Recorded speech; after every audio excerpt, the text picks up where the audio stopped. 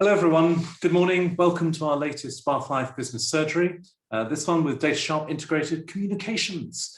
Today, slightly unbelievably, marks a year and a day since the first lockdown was announced. Time flies, eh? Perhaps not. Anyway, we are where we are, and it's actually on that time flies point.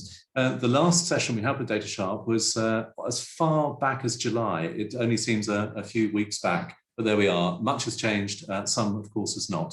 This, of course, is also the week in which the daylight hours are longer than the hours of darkness. Bloody Ray, eh?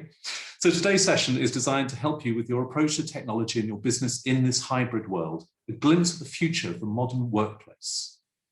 We'll be speaking with Datasharp's Head of Engineering, Brad Snow, and Head of Pre-Sales, Will Wood.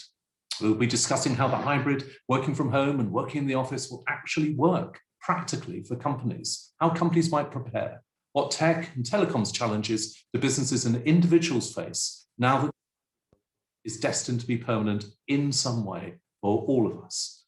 We'll be exploring how the working from home experience works for teams and managers and what effect it will have on the offices of the future and how tech can play a part in your team's well-being. Pretty much every day, all of us as business owners have something new to ponder or contend with in this new world. Our old apparent certainties are long gone. Now it's down to real-time interpretations, regulations, government advice, prevailing conditions, and what our customers and clients and teams want. Now is the time at the beginning of this new financial year to get ready, get active, get going in this new world. Please do send your questions and your thoughts using the Q&A button below. You can ask anonymously. We'd prefer you to be named if possible, but it doesn't much matter either way. Add your company name to those questions if you are joining. Note, of course, our surgery, as ever, is being recorded and will be on our Bath Life YouTube channel this afternoon. First, some updates from us. Here's some quite big news. We've made a significant change in how Media Clash is managed. I'm very proud to announce the appointment of Steph Dodd as our Managing Director. Steph is returning from maternity leave to the new role next month, having previously been Media Clash's Events Director. And events, of course, are a very key part of our business, as with our magazines. This position is across all our mags and events in Bath, Bristol, Cardiff and Exeter.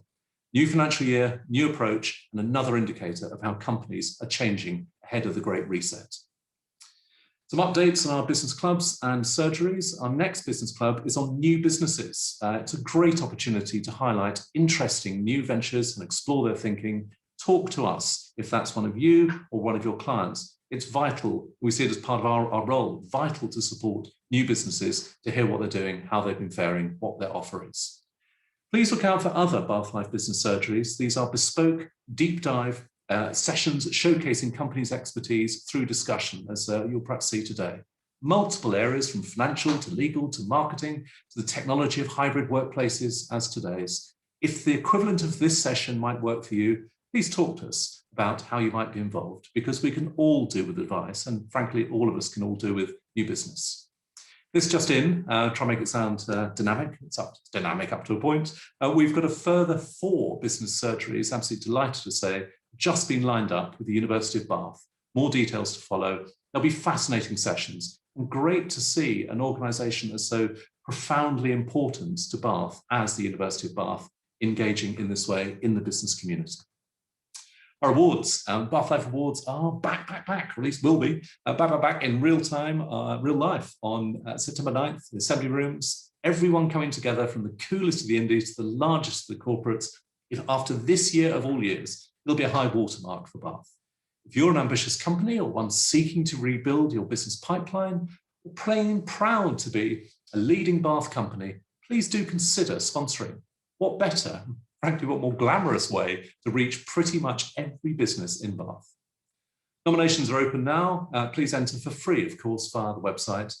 Please do nominate, and a bit of a top tip, it's a great chance to foreground how your team has responded in this pandemic.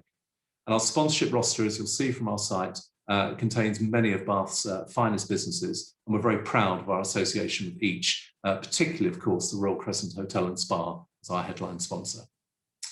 Bath Property Awards, thank you for all who joined the Property Symposium and Awards a couple of weeks back. Great to hear of the many, many excellent connections made there. Virtual networking works, who knew? Take a look at the winners and recordings on our website and look out for a special review in Bath Life out on April 9. The Property Awards will be back, the Apex City of Bath Hotel, October 22nd. It'll be the same type of approach, a lunchtime and afternoon event, unrivaled celebration of the remarkable property scene, hundreds of attendees, and many, many convivial business meetings, if that's not too euphemistic enough. Sponsorships available, nominations will open shortly. Crumbs takeaway. This is a new thing you may not be so aware of just yet, but of all the sectors hit by the pandemic, hospitality, we know, has been hit pretty much the hardest. So we're running a virtual conference for the sector, April 19, part of our award-winning Crumbs brand. As you'll see, it's a Crumbs takeaway in the sense of what you gain from conferences, obviously. It'll feature national level keynotes, panel sessions, practical insights, some truly heartwarming tales of the good that people do, how hospitality businesses have responded to support others during the pandemic. It's timed as the reopening of hospitality is taking place. If you're in hospitality, just join, it's free. And if you supply the sector and want to show your support or raise your profile, let's talk. Bath Bull, after the idiosyncratic and in some ways it's one of the proudest things we did last year, the slightly wild Bull's Aid last summer, a virtual bull comedy charity festival thing. Who knew? Bath Bull are bounding back big time with lots of bees on July 23rd to 25th. Good times, great connections, and just the best way to raise money for local charities. Please get involved. Dozens of Bath businesses will be, including our speakers today, Datasharp. Last up, a couple of points on Bath Life. At the heart of all our activities is Bath Life. We're really, really proud to publish a magazine that celebrates the very best of this incredible city. And likewise, we're really proud of the support we've had from the businesses of Bath during these times. Thank you. By the way, as a sort of barometer, our next issue out on March 26th, so week Friday, is our biggest in over a year. So it's great to see that momentum building and confidence rising as companies are yet more marketing and pushing their services and offers. Right, with that, let's do this thing. Let's bring forward our speakers. Let's have Will. I'll just briefly explain Will's background. Head of pre-sales, been with Datasharp for over 19 years. Aim is to always stay at the cutting edge of technology, to understand its mechanics and how it's deployed. Well, there you go, Will. That sounds good. Yeah, morning, Greg. Morning to you. I'll say hello also to Brad. Hello, Brad. Morning, Greg. Yeah, I'll check in a second. Just say, for those who may not know, Brad has been with Datasharp over 10 years, head of engineering, helps leaders and business owners to achieve reliable, robust business communication solutions, tech experts. So we'll explore that with my obviously deep technology knowledge. We'll give it a go and hear about, I think really particularly to hear about the sort of new tech, some cool new stuff, which is going to become yet more pertinent to businesses. We'll be covering loads of stuff. Lessons learned from lockdown, distributed workforce challenge, using tech for flexible working, cloud, the lot. Anyway, how have you both been? Oh, very well, thank you. Yeah, life's been busy. I think it's safe to say. You know, there's a lot of interest in what we do from businesses trying to adapt to this new way of working. I hate that saying, but it is unfortunately the case. And what's been new for you each as well? I think, yeah, for us, busy. Yeah, schedules are packed. Installations happening a lot. The team's growing, so we're hiring new starters ourselves. So onboarding new people in these times is challenges that we're facing ourselves. Yeah, I mean, roughly how many people do you employ across the piece? So our local office is about 15. We're looking to double that over the coming year. Wow. But we're obviously part of a larger group. It's about 120 in total. But the local Bath office is, it's 15 people. So just hold that thought, everyone watching this. So we've got a company here that's going to be pretty much doubling in the next 12 months. And to hearing just that level of positivity, we'll come on to why, but it's superb to hear that. And there's good, one would hope, there's good opportunities for people as they emerge, those positions emerge to join the company. In a sense, you've been going, it's not quite as abstract as this, but you've been going from theory to practice in the last few months, that we all gathering rush to work from home and figure out what our new world was like. And we've all accommodated that and so on. And some of the stuff that you were proposing and so on, it's now coming through in practice. So talk about that. Proper plans are now needed. Yeah, no, I totally agree. I think that, people have gone, a year ago today, everyone sent everyone home and dealt with that. And now lots of stuff has happened over that time. And now we're in that next phase of trying to understand, right, so we've gone from one working practice to another working practice. And now we need to adapt that kind of almost hybrid working approach where lots of businesses have embraced the flexible and agile working that it offers and have put the right systems in place.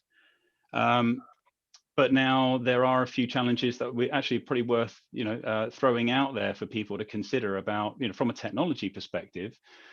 Are they things that you need to consider? Are they challenges that you're likely to face as a business? Because let's face it, everyone's different. All businesses have different needs, and I think we can expose some of those challenges that businesses possibly haven't considered. So, I mean, naturally, you individually and as a company, you're tech fans in this tech company. Part of your personal joy must be the sort of cool new tech stuff that some of us don't even know much about. But it's part of your role as a business to explain and foreground these interesting developments. What cool stuff is sort of just out there that we may not be so aware of just yet in our peripheral areas that will come into the mainstream? Oh, Brad, you on that one? Yeah, I'll take that. Yeah, well, you say about NewTech, I think that's one of the biggest challenges is keeping up with it. There's always the next thing and what's going to help us. So yeah, we're constantly in that sort of beta role, trying out new things and seeing how good they are, before we put them forward as a viable working solution. Well, Brad, could you give us a sneaky peek of something that I won't tell anyone? No, yeah, I mean, some of the stuff, that's out there now that the vendors are working with, again, using smartphones to help with arriving at meetings. So, coming back to those common video workspaces and joining meetings without having to touch anything. So there's a big push from people about the touch-free experience and from a cleanliness point of view, and common devices. So beacon technology on smart apps, so you walk into a room and it recognizes you're there, sees your diary and says, would you like to join this meeting on this device? So those things have been there for a little while, but they're really pushing them now. I mean, this is a strange comparison. Isn't that in some respects, in a very old-fashioned managerial respect, like the clocking in cards that bosses can see when someone has turned up? Is that one of the aspects of it? Is that part of the motivation of businesses to know that? I think there is a big push on reporting, and you get a sense in the media about people trying to track productivity from home. So there's a huge amount of tools on the platforms you may take up. Obviously Microsoft Teams is a huge platform that everyone's jumped on board with, and there's reporting capabilities in that to look at use of meeting time, how much time you're spending on various things. So there are some people might see that as a bit Big Brother, but there are some great tools from a management point of view, to look at uptake of the technology and how well it's been used. And actually, just off the back of that, if I may, Greg, actually, use of space and attendance at meetings are the sorts of things that businesses want to know about. So if somebody's booked a 12-seater room and only 3 people turn up for the meeting, is that a good, effective use of the resource? Yeah. And so on. And it's that kind of feedback that businesses are after. But the point you made there is that yes, we do love tech. We like our toys and what have you, but actually, I think in reality we're bigger fans of simplicity, and the tech in the background has to feed that simplicity. But it's all about the user experience, and if you can give the user a tool that allows them to just have exist a simpler life and not have a million different things to do and need a lot of training to get up and running on it. That's really the goal, right? I think the idea of a simpler life, not having a million things to do, I think watching thinking, bloody right. But tell me about some of this specific sort of cool stuff that's there that some companies have already adopted, such as the antimicrobial phones. For those watching this who don't know what that is, you just talk through that offering. Yeah, so some of the vendors we work with are now producing handsets that don't grow bacteria as much. So the whole sort of common device piece that's going to help from a safety point of view. For us, a bit of an anecdote around the last 12 months is we've actually removed more phones from businesses than we've put in, physical phones. So the adoption rate of software has been massive, but devices where people are hot desking and sharing these devices is all of a sudden just a no-go area. So the vendors are now trying to produce these devices that don't have that negative angle on them by being a point of contact. And just by the by, what happens to those redundant sets? Well, at the moment, they're back refurbished, sort of waiting to probably go out, if there's a change in that side of things. But yeah, we don't know at the moment. We're not disposing of them, but yeah, the storerooms are getting quite full at the moment. What about a very specific point about microphone technology? Isn't the challenge that people might just say, well, you know what, this works fine. Why should I spend on upgrades? Yeah, and I would tend to agree. Companies like to sweat existing assets. I would say that from a technology perspective, one of the things that it seems to be a big problem these days is Zoom fatigue, and the technology that you use with that. If you've got bad audio quality, right, and you've got bad video quality, that leads to, it sort of exacerbates the Zoom fatigue aspect of it. And we're definitely seeing quite a sort of, not a backlash, but an adaptation within the industry. And if you take, I think recently last week, Citigroup announced that they are championing the idea of no Zoom Fridays. So just to try and give people a breakaway and conduct your video calls throughout the rest of the week. But yeah, I think that if you can reuse existing technology, I mean, the fact is, headsets don't have to cost a lot of money, but people like to have good kit to work with. It's a bit like, do you buy a £150 Chromebook or do you buy a £1,000 laptop?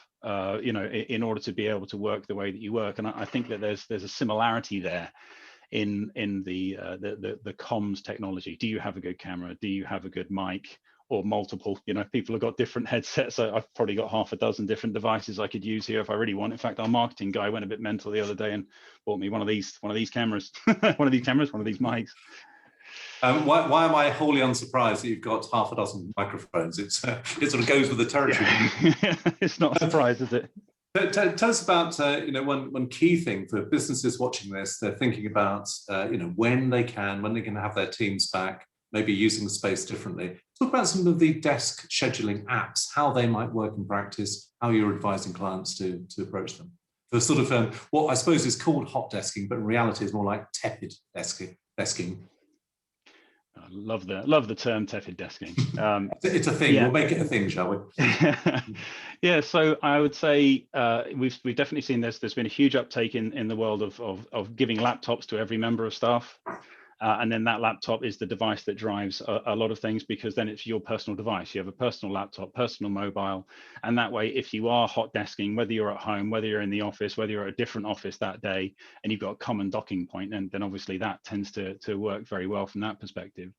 We're finding the focus is a lot more about booking those resources. How do you, if I take a little step back, if you're, let's say, a law firm and you've got multiple sites and you've got people that are used to being in the office previously, 5 days a week, and then they've gone back to no days a week, and they may come back to 2 days a week or 3 days a week, or have a very flexible, agile working where they don't have set days or set times. And so suddenly those desk spaces become more of a resource as opposed to owned by that individual.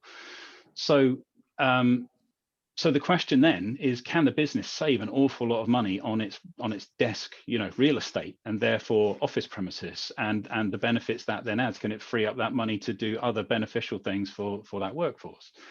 So there's more emphasis on how do you book those resources, and just having a little app on your phone where you can say, I want to be on this desk and I want to be near this team, or I need to book this meeting room, or I need to include lunch, or I need to have all these things. There's a lot of focus around making sure that ability to book those resources is simple as possible.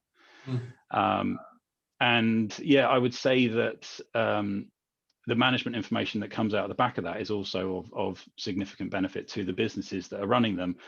But full circle comes right back down to how easy do you make it for that user? What is the user experience, and how can you turn that into a positive for them and the business?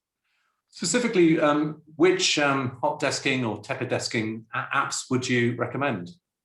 I mean, we've got 3 that we work with. So, and it depends. Every company's different, and so they have different strengths and weaknesses. We work with Condeco, we work with Cloud Booking, we work with Fisher and Kern. So there's 3 different very good manufacturers there that have their own strengths and weaknesses. Some are much more about your larger organizations where, let's say, you've used a desk for the day, but you're going to use it again tomorrow. Then it will feed back to the cleaning team that actually that desk doesn't need cleaning at all because the same person's going to come back to it. Whereas if it's going to be turned around for another person, perhaps that desk area needs a deep clean. And integrations between external multiple parties and so on. Other ones have nicer panels on the outside of the screens, on the outside of the rooms, so that as you turn up you can see what's going on, what's happening later that day, how effectively is that resource being used. But room booking is definitely part of that return to work hybrid strategy that we're seeing, particularly across more progressive and larger businesses.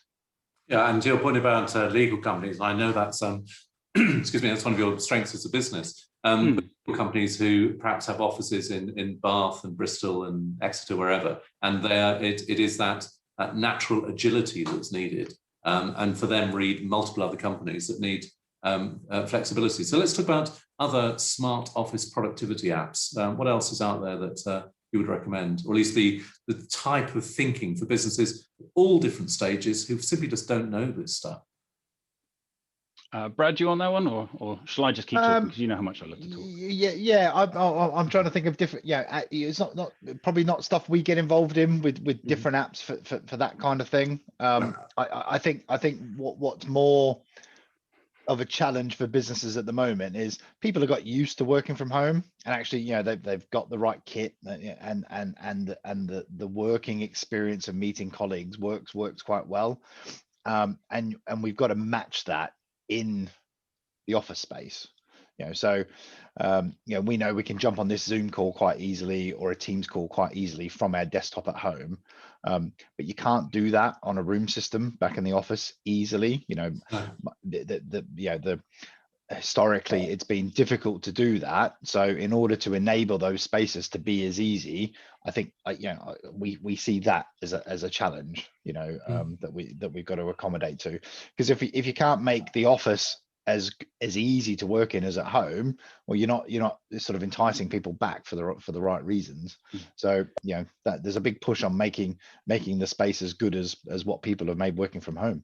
Yeah, I mean, go on, you go. So sorry, just to expand on that ever so slightly. So one of the proper examples of that is, people perceive Microsoft Teams to be an incredibly open platform, but in certain circumstances it really isn't. By default, it's quite a closed platform. So for instance, you can't join a Teams meeting from Zoom. You don't go to your Zoom app to join a Teams meeting. You go to Teams to join a Teams meeting. You don't have that sort of interoperability by default across any platform. Now, there are certain gateways that you can put in place to open that functionality and allow people in from other platforms, but they cost money. And unless you know they exist, unless you've gone to the effort to do them, then you've got a bit of a problem. And this comes from 2 angles. So let's say, for example, you've installed Zoom room systems, and you go into the office and you want to use that Zoom room system to join somebody else's Teams call. There isn't going to be, unless they've added a gateway onto their Teams environment to allow you to interoperate between those 2 video platforms, it just simply doesn't work. And you have to end up working around it by plugging your laptop in and maybe driving that call off the app on your laptop and trying to extend. And suddenly it's not simple. Suddenly that's a problem that you either have to train people how to work their way around, or what have you. And we're expecting to see this problem magnified as soon as everyone starts going back to the office, because they're used to being able to join any video call from any provider because they've got a Mac, because they've got a laptop, and it's not a problem. They just simply do that. I think we had a day last week, myself and our new head of sales, where we joined 7 different video calls across 7 different platforms on the same day. And it was fine because we could, and even, you make your way in and everything's fine. But when people go back into the office, the room systems are going to be the thing that causes that potential problem. A couple of things here. One, for any business owners watching now, please do use the questions as an opportunity. We are with Media Clash, all other businesses, are figuring out what to do, what this new world means. But I want to just come on to a slightly broader point about technology from this. How can new tech, to call it that, aid productivity? Good question. So I think there's probably a few points on that. So I guess you've got productivity and wellness, of the staff that come at it from two different angles. I would say the productivity, the space that we tend to look at is how can you give people a common interface so they're not having to jump between multiple platforms. Microsoft Teams is a very good example of that, where it's no longer just instant messaging, collaboration, presence, as it was originally. Now it's video, now it's your phone system, now it can be your contact center and all of the above. So I would say having a single pane of glass, that common tool that everyone can use and is common across the business, no matter where you are, that's definitely a productivity gain. Particularly if you can then integrate it with other business systems. So typical thing for us is, call comes in, hits somebody. If you can provide them information about who that caller is before they've answered the call, then they're better primed to be able to deal with that call before they've pressed answer. Yeah. If you can allow them to dial from screen or dial directly from their CRM platform or whatever it is they use in order to track their contacts. One of the challenges that you have as a business, and we all have as practitioners, it's almost the Kaiser Soze principle that your trick is to make technology invisible. That we shouldn't be thinking about the tech, we just do. And at the moment, tech is looming larger and larger and larger, which is why there's such primacy on your role in helping people navigate through it. I want to just touch specifically on that well-being point. How can we can check in with people at home, but check in a good way, not in a nasty way. On that, how can tech actually aid well-being in this sort of hybrid world? I mean, I think it's safe to say that some of the things are a bit of a sticky plaster. They're an alternative. People like going to events, but if you can't go to events, then you host a webinar or you host a virtual event. Yeah. People are using online, rooms and environments, and we've seen companies create virtual pubs.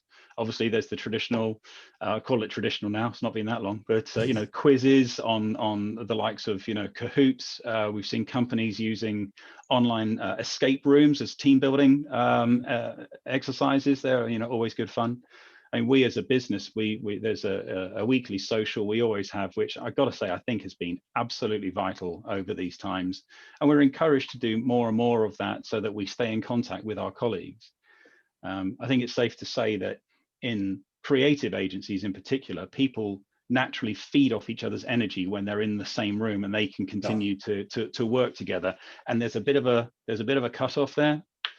I would say also from the wellness side, I mean, I've got friends who work for some of the larger progressive big companies, your Zooms and Googles of this world, and they throw money at the problem to say, here's a £200 a month wellness allowance. Go spend it on gym membership or nutrition or a Strava membership or some gym equipment, anything that you need to help you feel mentally and physically better. But yeah, I would say it comes full circle back round to that whole piece about the tech and how does tech help wellness. Right now, I think we're looking at how can the tech that people use aid their daily working life, and there is a move towards trying to reduce the Zoom fatigue aspect. If you give them a good environment, if they've got good lighting, good cameras, good mics, and that experience is positive for them, that helps, as opposed to struggling through a horrible meeting experience. Yeah, and I think our biggest sort of support ticket issues have been around home connectivity. So naturally everyone's been pushed to work from home on personal connections that they've got in their house. The strap line from the network operators are that actually it's services like Netflix and Amazon Prime that actually, and video streaming that help them be in a good place, because working from home's data requirements are much less than the evening requirements that they've got to do. So the network's in a good place, but it's their home Wi-Fi or their connectivity to their home office that gives them these problems or challenges. So, you've probably all heard, BT advertise their sort of whole home Wi-Fi. So, those Wi-Fi technologies are using mesh networks to extend coverage into areas. So, all of the corporate vendors, that we work with on a Wi-Fi, side of things, are all using those technologies to help good Wi-Fi, but they're able to extend the office Wi-Fi into your house. So actually, we're able to take, all the corporate policies or security policies and put an access point in your house and get you to connect to that. So you've got security management, and the IT team can help you much easier supporting a Wi-Fi network that they look after rather than your home Wi-Fi.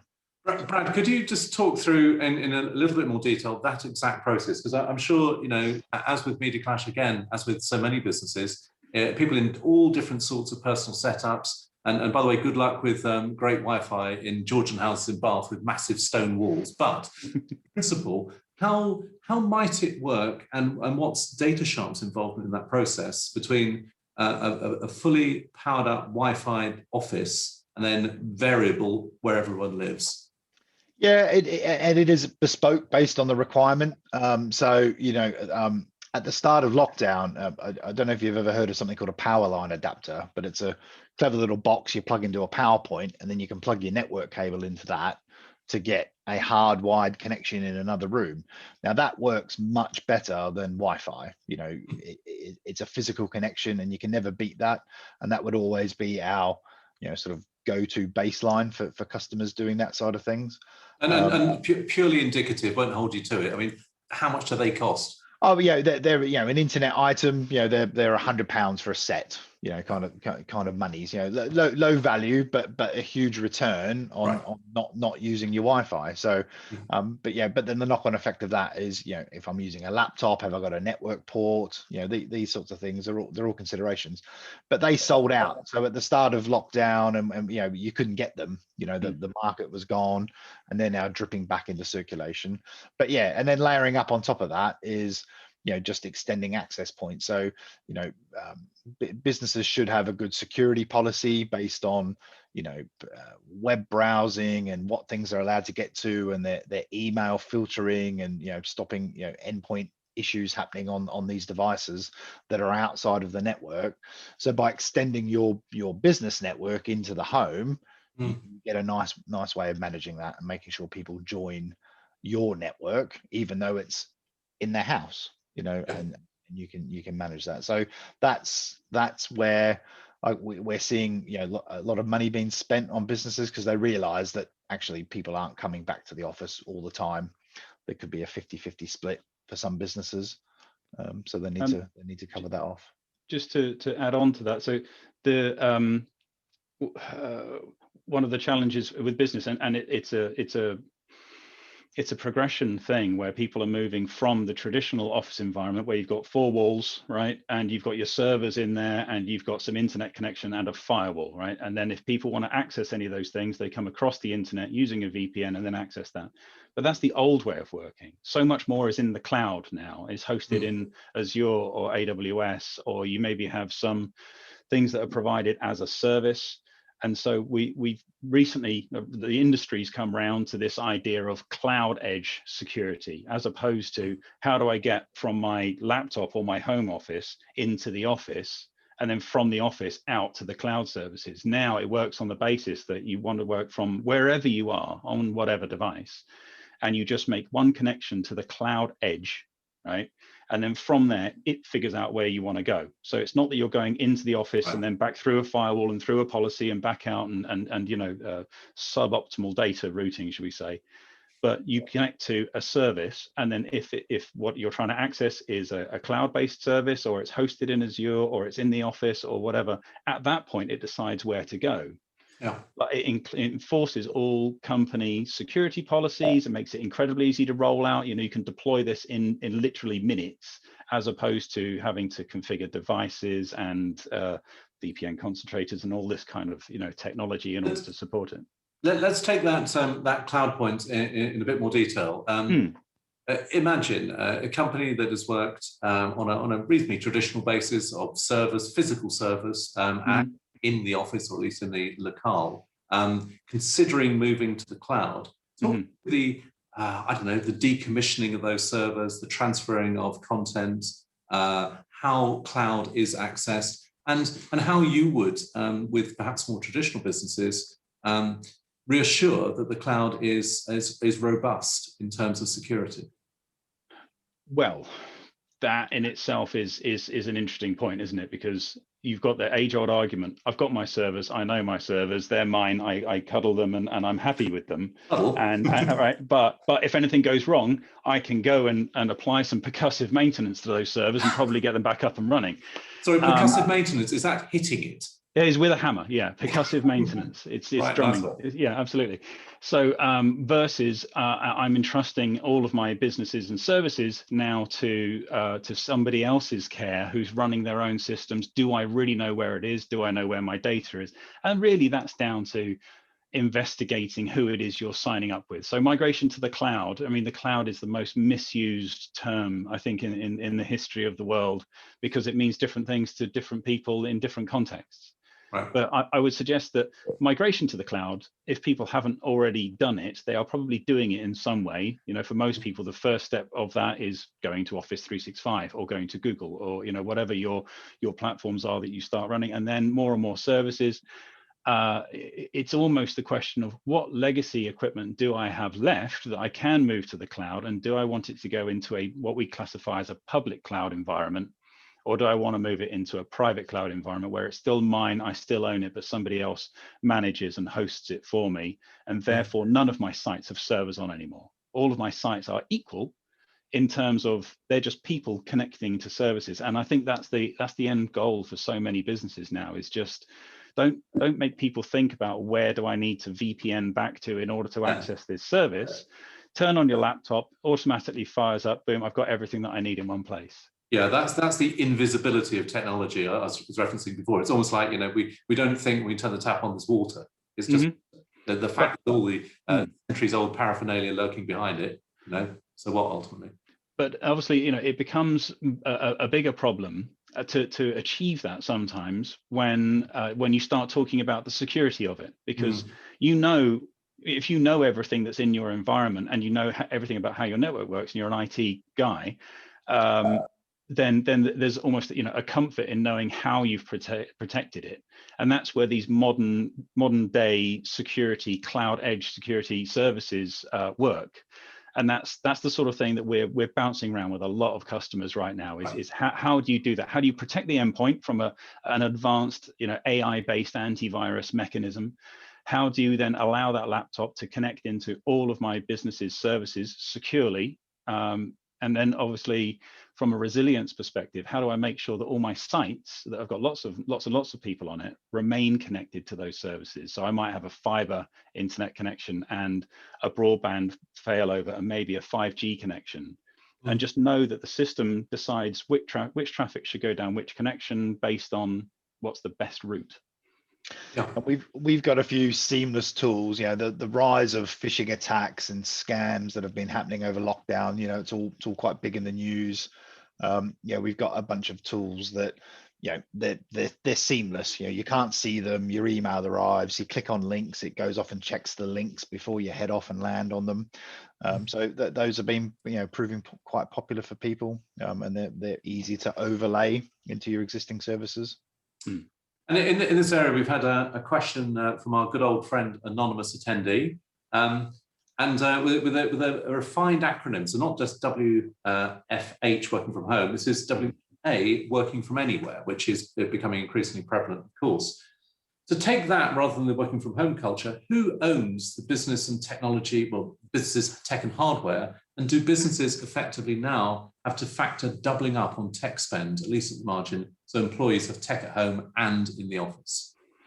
That is a very good question. And again, it's going to come down to the individual businesses, because a lot of people are saying just access our cloud services through any browser. and you can, your video, your phone, and all access to all of your services can be simply done through Chrome. But does that provide a rich enough experience for the user, and is it reliable enough? We've definitely seen a huge shift away from a traditional, what we call a thin client environment, where you host a bunch of servers and you connect from any device, generally speaking, an underpowered, low-powered device, to a thin client environment, and that is your virtual desktop, as it were. But the big problem you've had with that is they don't work particularly well as a rule at handling real-time traffic like voice and video. So then suddenly people are having to have another device to run their voice and video. So we've definitely seen this huge shift where businesses are investing in decent laptops for all of their staff, and looking at it as much more of a it's a per user per month overhead on the business. So you know that you're going to be spending 30, 40, 50 quid a month on an individual's tech that you're spending for them. But instead of it being a big capex up front, actually it's a revenue spend that is just an accepted overhead for that business. So it's, technology becomes or mutates to service rather than product, essentially, and very much so. How that's treated on balance sheets and management accounts is quite another matter. But that has been quite clear for 5-10 years probably. It's trending that way. So talk about this area. Bosses of businesses and workers, teams, and so on. They've shown extraordinary adaptability, perhaps when prompted through this pandemic. Are you encouraging your clients to sort of go yet further to seize the zeitgeist and accelerate their rate of tech change? So I think we always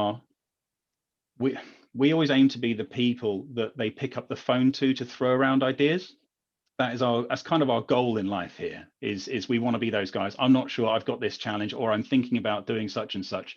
Do you know what? I'll pick up the phone, I'll have a chat with Brad, I'll have a chat with Will or one of the team there, and see where that goes. And I think a lot of, it's not necessarily that we are encouraging people to be at the bleeding edge of technology, but if somebody's got a plan and they particularly want to, they want to move ahead with that plan, then we'll help them find the right tools and the solutions to make it happen. I'm sure that's it's a carefully thought through answer that no one wishes to be absolutely pioneering, but at the same time, if it's quite clear people are much more receptive to change than any of us would have thought a year back. We'll go further if there's good stuff out there of whatever sort. And I know that's a deeply non-technical way of putting it, but it seems to me there is an opportunity for all sorts of businesses and, of course, companies such as Datasharp to be part of that continuing migration. We've had a specific question again from an anonymous attendee. It may not be the same as the previous one, may well be, I don't know. As a mid-level business, I need to drive productivity remotely across my sales teams. We face this, many companies face this, of course. How can I do this through tech? Do you have any examples of how you've worked with businesses to drive their sales? Track, of course, is one thing, but help drive their sales. So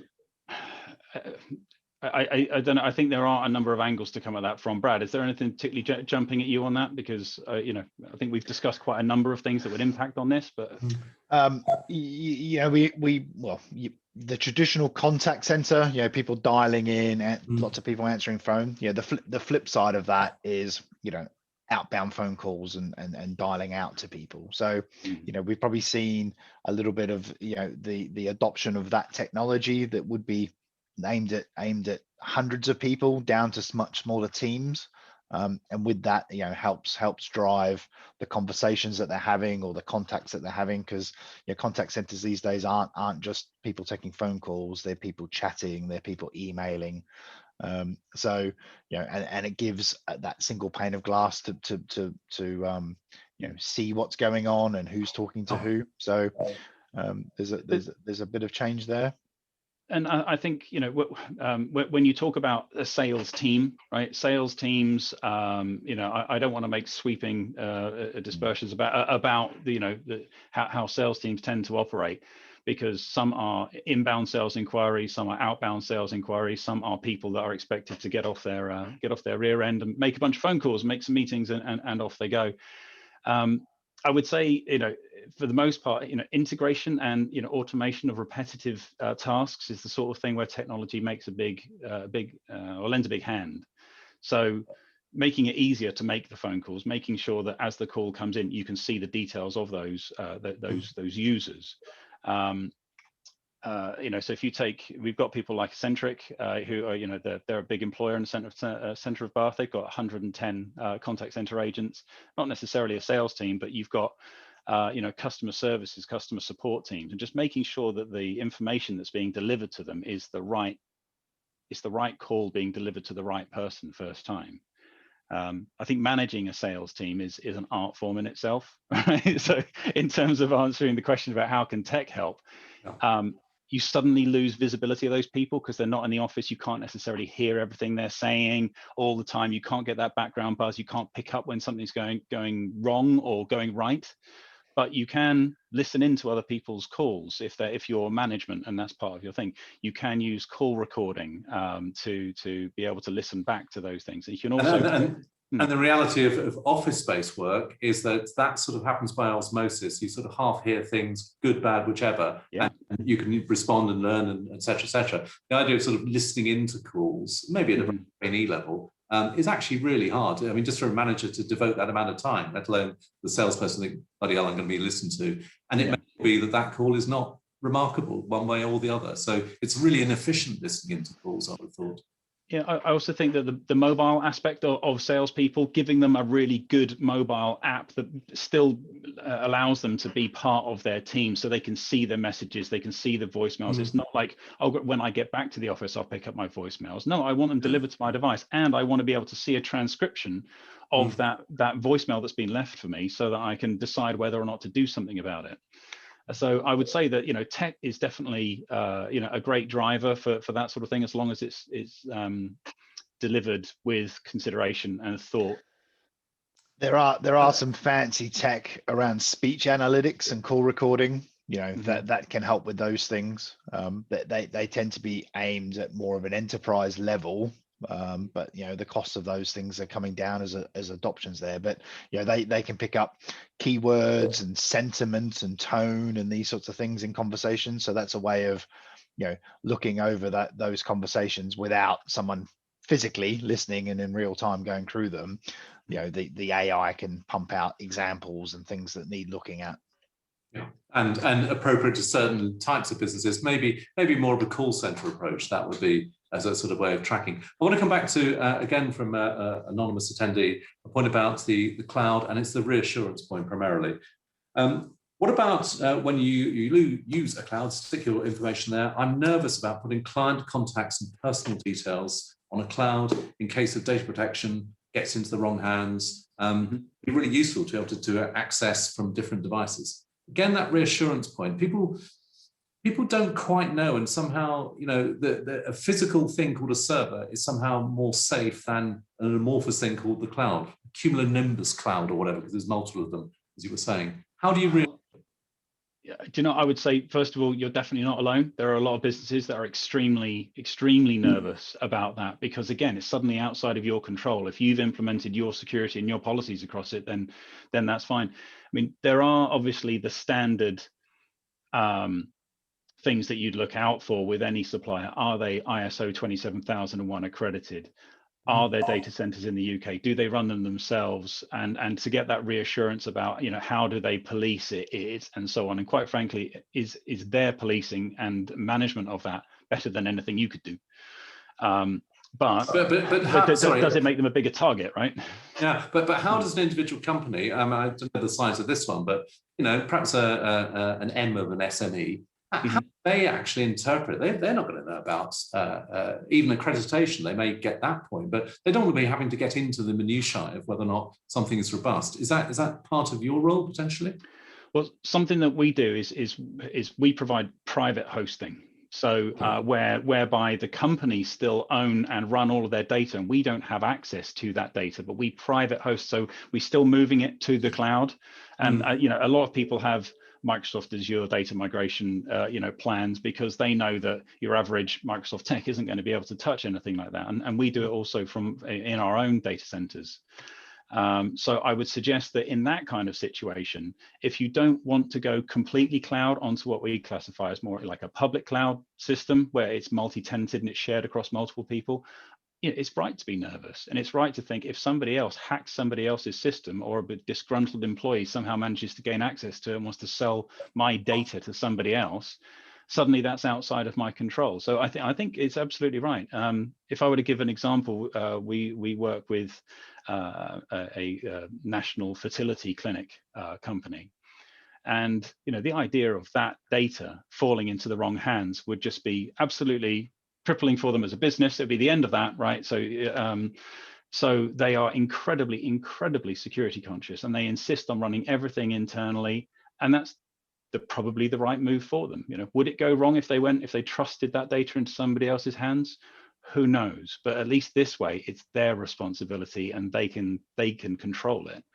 And so in that kind of world, moving their servers out of their environment into a data center, or virtualizing them, moving them into a virtual data center, it's still theirs. It's still their environment. It's all still encrypted.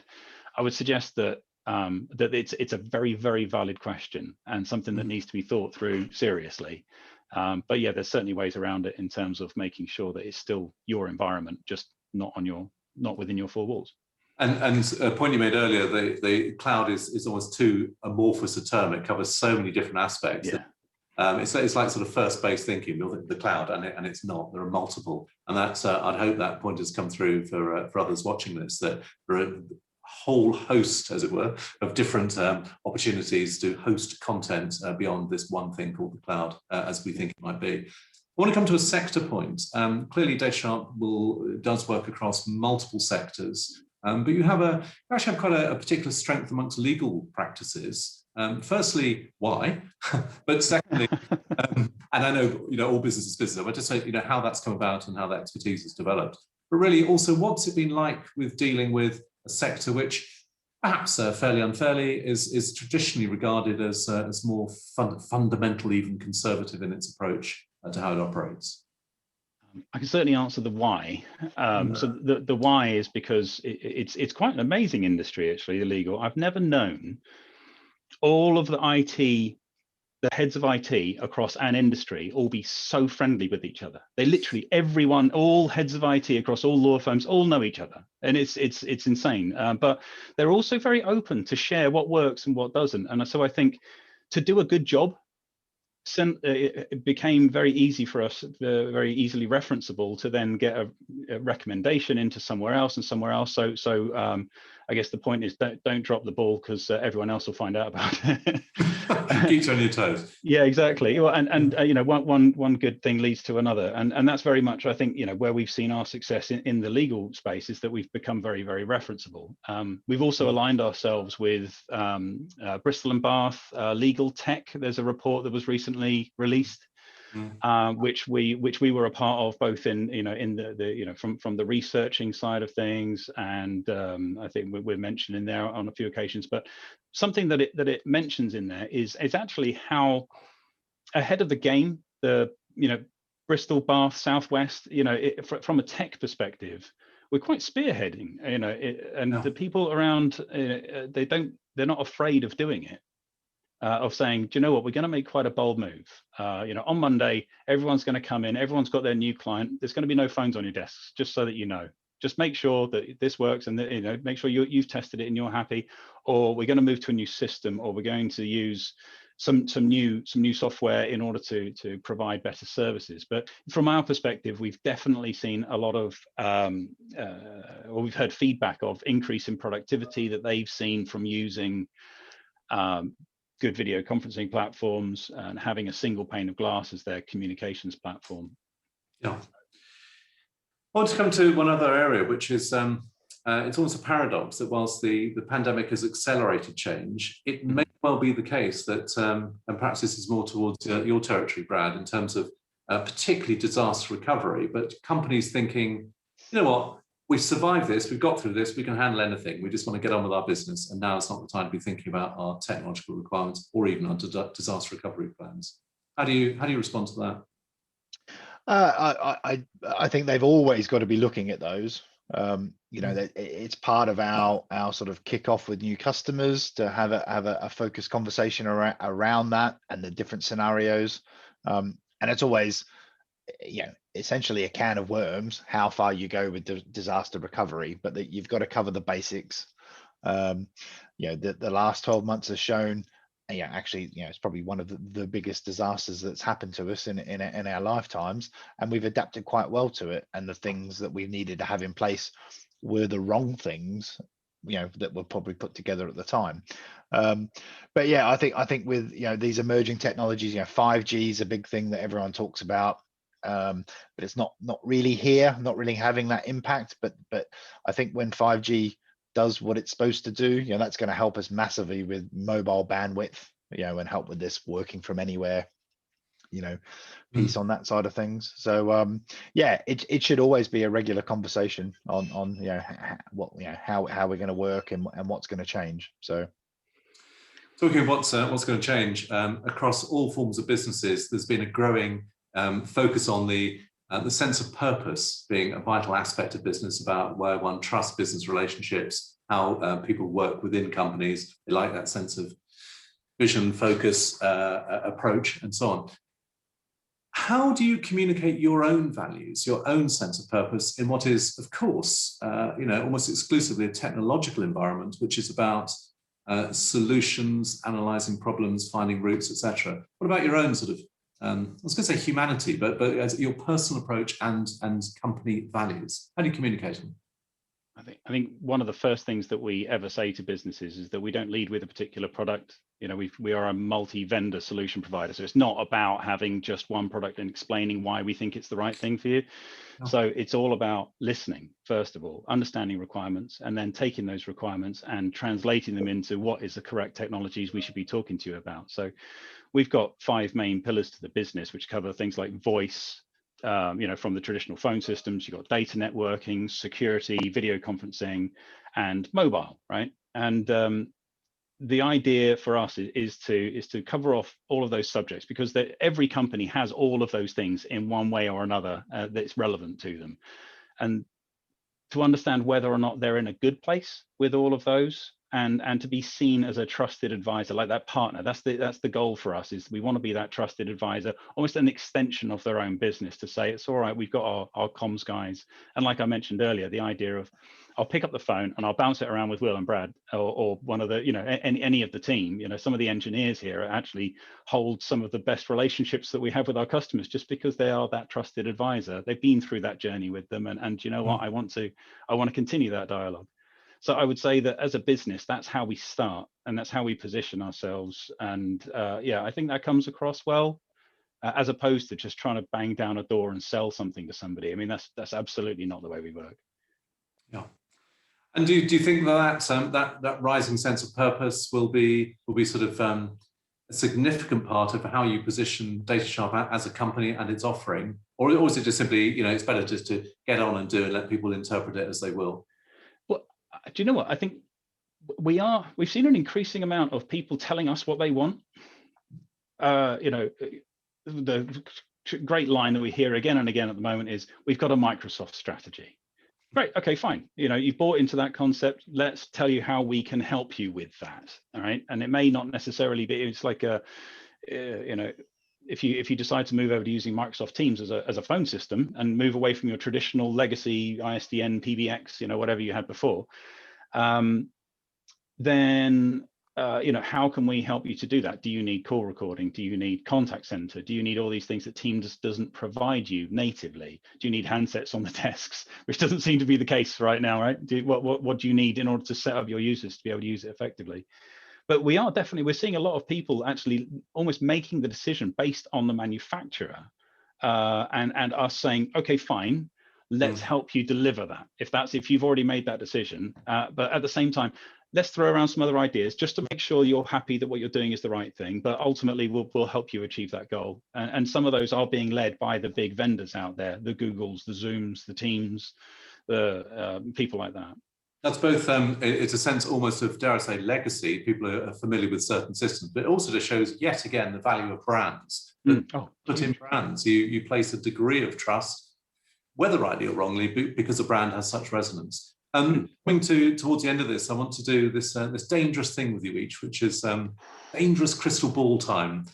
If we were having a similar session, I hope we will in a year's time, or perhaps on the second anniversary, perhaps we'll do that every year, second anniversary of lockdown, what might be different for your offer as a business and how your clients are using technology?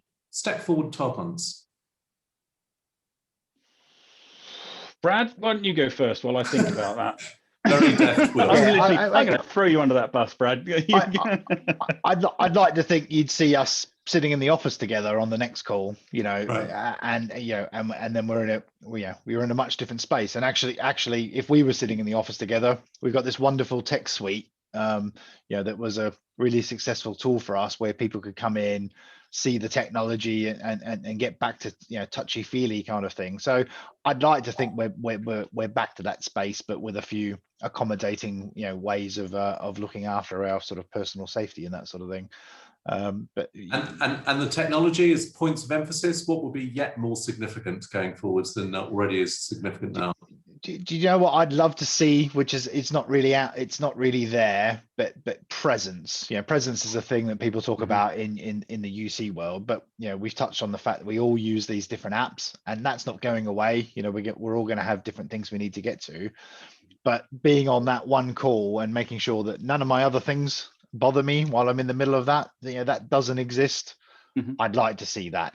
I think that would be nice.